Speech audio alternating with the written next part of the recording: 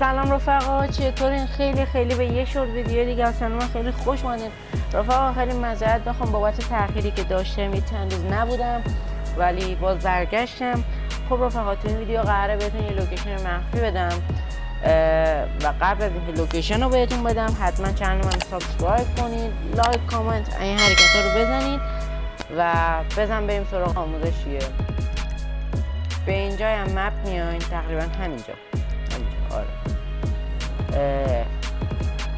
وارد این کوچه میشین، این کوچه هست دیگه، ورودی هرچی میاین اینجا و به این دره میرسین.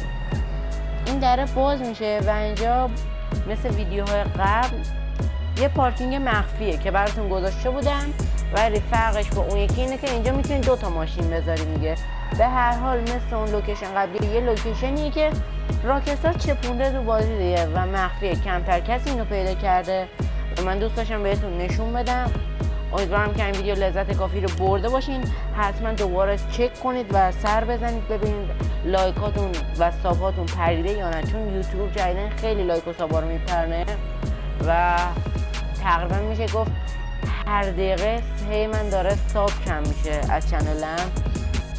36 تا میشم، 35 تا، 34 تا، حالا نشدم ولی هی میشه هی میام بالا.